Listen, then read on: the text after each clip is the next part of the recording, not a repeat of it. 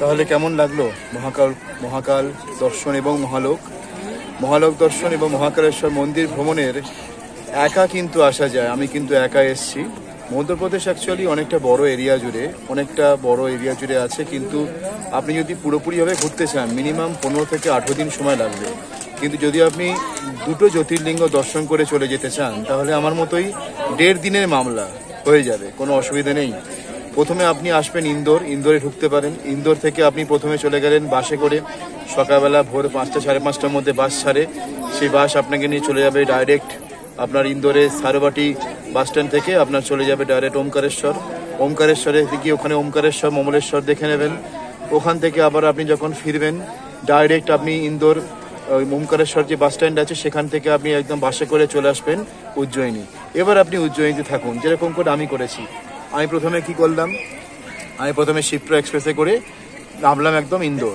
ঠিক আছে, ইন্দোর থেকে আমি একদম ওয়েটিং রুমে একটুখানি নিজেকে ফ্রেশ করে নিয়ে তারপরে সেদিনকেই রাত্রিবেলা 12টার পরে আমি ঢুকেছি আর কি ইন্দোরে ঢোকার পরে আমি নিজেকে ফ্রেশ করে নিয়ে তারপরে রাত্রি 1টা-1.5টার সময় একদম রাত্রিবেলা একটু পোহা আর চা খেয়ে বসে বললাম ওমকারেশ্বর যাবার উদ্দেশ্যে ইন্দোরের বাস স্ট্যান্ড সারাবাটি বাস স্ট্যান্ডে। সেখান থেকে রাত্রি 3টের সময় আমার বাস ছাড়লো এবং সেই বাস আমাকে নিয়ে চলে এলো 5:30টার মধ্যে ওমকারেশ্বর বাস স্ট্যান্ডে। এই ওমকারেশ্বর বাস স্ট্যান্ড থেকে এসে ওখানে গিয়ে ওখান থেকে হাঁটা পথে 5-10 মিনিট লাগলো আমার ওমকারেশ্বর মন্দির পর্যন্ত যেতে। সেখানে নর্মদা নদীর প্রবাহ বয়ে চলেছে এবং সে নর্মদা নদীর প্রবাহ দেখতে দেখতে অবলোকন করতে করতে আমি ওমকারেশ্বর এবং মমলেশ্বর দুটোই দর্শন করলাম। এখানে নিয়ম হচ্ছে ওমকারেশ্বর এবং মমলেশ্বর দুটোই দর্শন করতে হবে, তবেই আপনার একটা জ্যোতির্লিঙ্গ দেখা সম্পূর্ণ হবে। ঠিক আছে, দর্শন করার পরে আমি আবার একটু এদিক ওদিক ঘুরে মোটামুটি আউটস্কার্টস করে ওখান থেকে আমি আবার প্যাডেল চলে এলাম ওমকারেশ্বর মন্দিরে। ওমকারেশ্বর মন্দির থেকে আবার একটু লাস্ট দর্শন করে ভিডিওগ্রাফি করে আমি ওখান থেকে চলে এলাম ওমকারেশ্বর বাস স্ট্যান্ড থেকে আমি বাস পেয়ে গেলাম। সকালবেলা মোটামুটি 10:30টার মধ্যে বাসে উঠে পড়েছি। সেই বাস আমাকে 3-3:30টার মধ্যে উজ্জয়িনীতে নামিয়ে দিল। উজ্জয়িনীতে এসে আমাদের উজ্জয়িনীতে আসার পরে সেখান থেকে আমি আবার মোটামুটি কাছাকাছি একটুখানি গিয়ে অটো ফটো করে চলে এলাম ধর্মশালাতে। সেখানে আপনি এবারে থাকুন সারাদিন ধরে। আপনি সেদিনকেই পুজো দিন যেরকম আমি দিয়েছিলাম, পরের দিন আপনি থাকুন যেরকম আজকে আমি আছি, থেকে পুরোপুরিভাবে আপনি বিচরণ করতে পারেন মহালোকে। খুব সুন্দর লাগবে কিন্তু। ঠিক আছে, এবারে আজকের জন্য এবং এখনকার জন্য আমার ভিডিওগ্রাফি সবকিছু শেষ হলো, এই ট্যুরের জন্য সবকিছু শেষ হলো।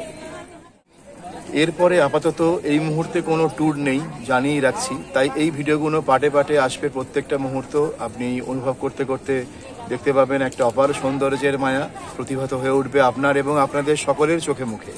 ঠিক আছে, তো এই ভিডিওটা ভালো করে দেখবেন। মধ্যপ্রদেশে কিরকমভাবে ঘুরলেন, কেমনভাবে থাকেন। আর হ্যাঁ, এখানে বলে রাখি মধ্যপ্রদেশে সব থেকে ভালো খাবার হচ্ছে পোহা। ভীষণ সুন্দর, দারুণ বানায় এরা। ওই 20 টাকা প্লেট, এক প্লেট পোহা আর একটু চা, ব্যাস পেট ভর্তি একদম। ঠিক আছে, খুব অল্প বাজেটেই ঘুরলাম, সত্যিকারের কথা। 2500 টাকা টার্গেট ছিল, কেনাকাটা বাদ দিয়ে আমার 2300 টাকার মধ্যে সব হয়ে গেছে।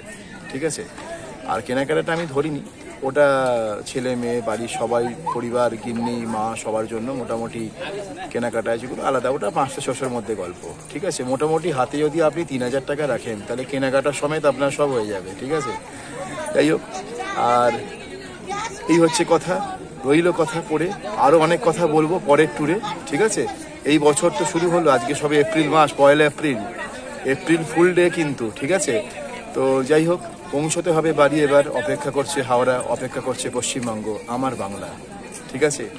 তাই আমার সোনার বাংলা, আমি তোমায় ভালোবাসি, রাইট। ফিরতে হবে সেই বাংলায়, আসবো বাংলায়, আবার নতুন করে ভারতবর্ষে কোনো একটা জায়গার প্রতিকৃতি নিয়ে, তার ঘোরার ইতিহাস নিয়ে আসবো ফিরে আপনাদের সকলের কাছে।